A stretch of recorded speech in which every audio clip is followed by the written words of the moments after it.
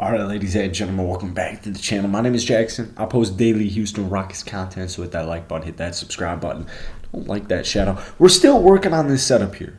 Recently moved. We're still working on this setup. I actually have a whole new thing. You can't see it right now. I have a whole new, brand new, super new microphone. So let me know about the audio. A little worried about this fan here. We might have to turn that off now that I'm recording. But anyways, the Houston Rockets won a basketball game tonight. They are now 2-9. Nice road win against the Orlando Magic. They had 3 20-point scores, all right? And then you also had Eric Gordon throw up 19. You also had KPJ throw up 17. It wasn't the prettiest win necessarily because the defense is, bottom tier of the NBA currently. It's anticipated, right? Now, we're over 10 games into this season, right? I've had some new thoughts on this Houston Rockets basketball team, or not even new thoughts, but just, the emphasis on previous thoughts. Like, I'm not putting too much stock into a win. Like, I understand realistically, in an ideal world, could a basketball team go 0-82, still some way, somehow have a winning culture? Your young star players still put up over 20 points per game. They still show all their flashes of potential. And it, doesn't have any hindrance on your locker room. It doesn't have any hindrance on, catching free agents or what have you. Yeah, that would be awesome. But this isn't a perfect world, right? It's funny because after 3 or 4 games, I'm sitting here thinking to myself, wow, Houston might win over 22 games this season. They might catch up somewhere between. My prediction on the season was 25-30. My prediction still is somewhere between 25 and 30. However, this win against Orlando, and one thing I've really noticed about Houston is, first off, they've been on a huge road bender. Like, they've played, 11 games? 8 of those have been road games. Houston will definitely, in my opinion, win over 20 games. I know it isn't pretty. I know it definitely isn't pretty. Tonight, no different. 20 turnovers. However, you did put up 134 points. Like I said, Jalen Green dropped 34 points. And that's really important to me because Jalen's been dropping somewhere around 20 a night on the season thus far through 10, 11 games. It just hasn't been efficient. It just hasn't been efficient on a night in and night out basis. He's had his nice games, he's had his efficient basketball games, but that really has been the knock on Jalen Green and his career thus far. However, I just personally, and I think this is the way it should be, is I don't really like scouting. Scouting is the wrong word. I don't really like evaluating teams until they've played at least 20 games. At least 20 games. To me, honestly, the perfect number is about 25 games. So I'm still kind of catching a grasp. The players, the team is still kind of catch a grasp of who they are, establish that culture, and just kind of see what they have. And, Jalen Green dropping 34 tonight, 5 of 11 from downtown, 12 of 18 from the field, gave you a couple of steals. He had that really nice block on, I believe it was Paolo Banchero late in the game. Jalen Green has showed me so much on the defensive end, just honestly from the start of his rookie season, but especially from last year to this year. I feel like he's more poised. I feel like he's a lot smarter in all facets of the game. And to me, he still is clearly the Houston Rockets franchise player. And, when you're inefficiently dropping 20 points, I don't care. Like, people love making the arguments of he's a 20-point per game scorer, but he's on a bad team. You saw that. We heard that with Christian Wood last year. We heard that with Jeremy Grant last season. You hear it every year with a bad team that has some type of nice score. Like, any 20-point per game scorer on a bad team is going to get just randos saying, but he's on, he's on X, he's on Y, he's on Z. And it's just, I don't put any stock into that. If you're a 20-point per game scorer, you're a 20-point per game scorer. So, Jalen Green, if you're inefficiently giving me 20, I am so pleased with that because you're going to get nights like tonight of 34 where he just completely went off. And it wasn't like, he went off in the first half and fell asleep in the second half. It was just first, second, third, fourth, just a consistent getting me buckets. So shout out Jalen Green. We'll move on to Jabari. I'm probably going to make a video on Jabari tomorrow. I apologize for the lack of videos recently. It's Houston Rockets Daily. I think I posted 1 video so far in November. A lot of traveling. You can kind of see it. Not really. A lot of traveling. So we're back, right? We're back.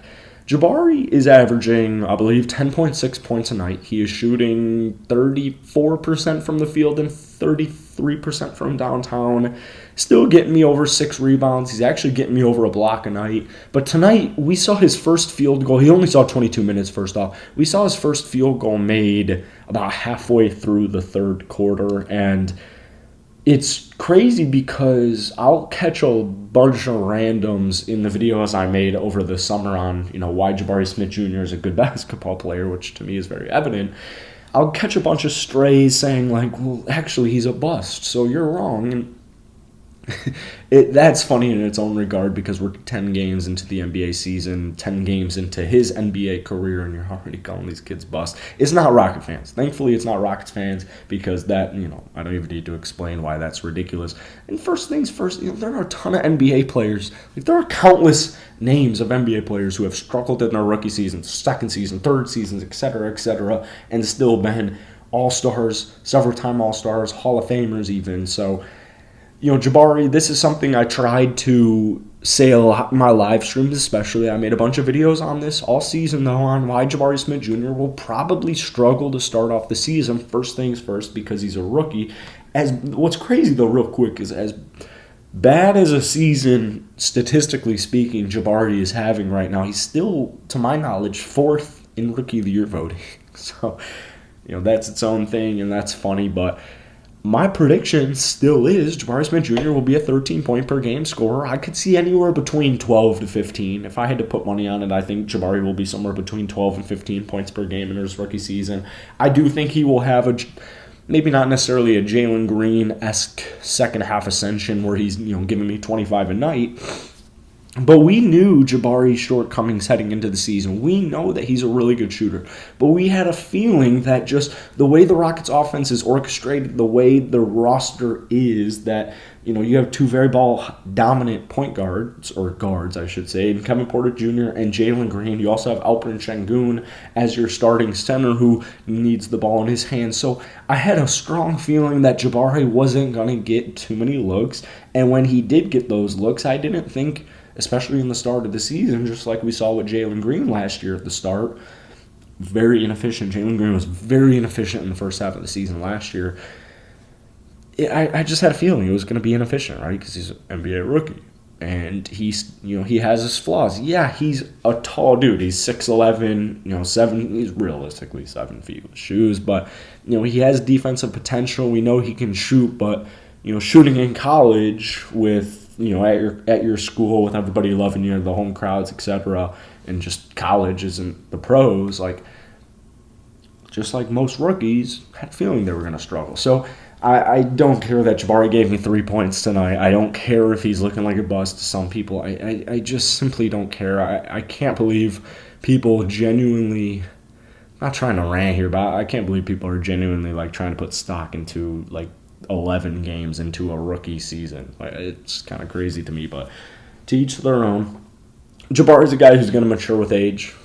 He's just going to mature with age. His second half of the season is going to be much better. He's got to improve on things like ball handling, creating for himself, creating separations, etc., etc. Şengün's a stud, dude. I'm loving Şengün. What is he averaging? 17 and 10 on the season. Let's just pull it up. He's averaging 17 and 10 on the season. His free throw shooting, also shout out to Kevin Porter Jr. on his free throw shooting as well. It's just greatly improved. I'm glad that all the overreactions to Şengün not fitting with our starting lineup, it's pretty much squashed at this point in time. I think people are finally realizing, all right, you know what? Şengün's a great basketball player. Maybe I overreacted a little bit. Let's just enjoy it. Let's kind of see what we have here. Eric Gordon's still starting. I'm not quite at that point where I have major issues with it. We had KJ drop 21 tonight. He went off from downtown, although on the season, KJ's shooting just barely over 30%. Usman Garuba, Tari Eason, I'm very, very happy that both of those two cats are getting closer and closer to 20 minutes a night. Still very raw basketball players, so I understand, you're kind of easing both of them into it. We didn't see too much of Usman last year due to injuries or playing in the G League.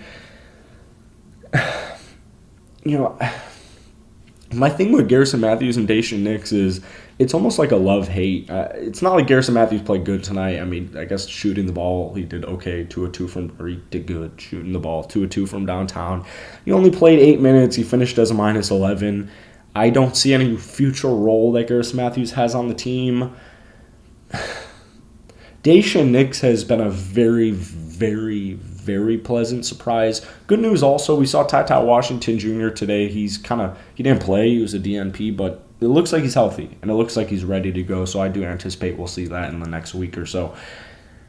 Daishen Nix has been a very pleasant surprise. I still don't view him as the Houston Rockets' long-term backup point guard, but for the time being, with an injured Ty Washington Jr., I really am not complaining because he's making his threes, he's orchestrating the offense, he's solid on defense, he can create for himself, he can collapse the defense.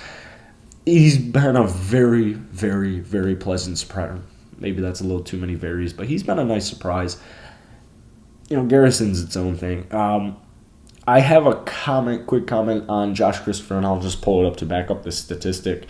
We've seen Josh Christopher play an average of 8.6 minutes this season, and everybody's wondering why we haven't seen him.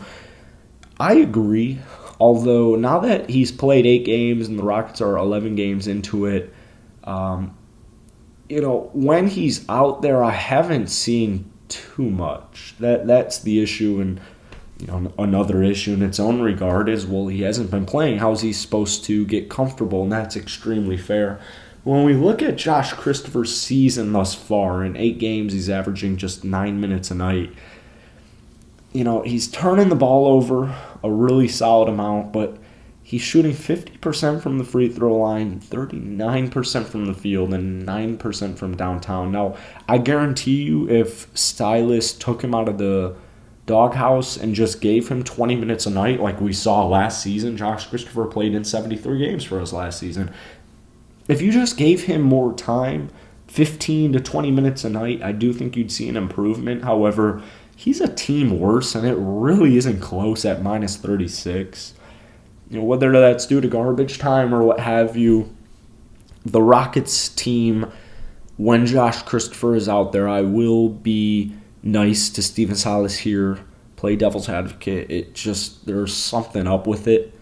I really don't know what that is because in the summer league, he really focused on scoring, and I thought he did a very good job of that. So I can't really tell you what's going on with Josh Christopher. However, when you look into the statistics, it's really nothing crazy. So it's not completely shocking.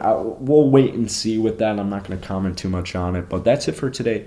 Really hope that audio worked. I did not test it. So let me know if you enjoyed this audio a little bit more. Let me know if this was too much of a nuisance. I hope it wasn't. I'll actually know the answer once I end this video. But I'm going to post this regardless because last Rockets recap I posted had some stupid ESPN ad playing in it, and I had to delete it, and it's just annoying. So Rockets win against the Orlando Magic. The tank is still on.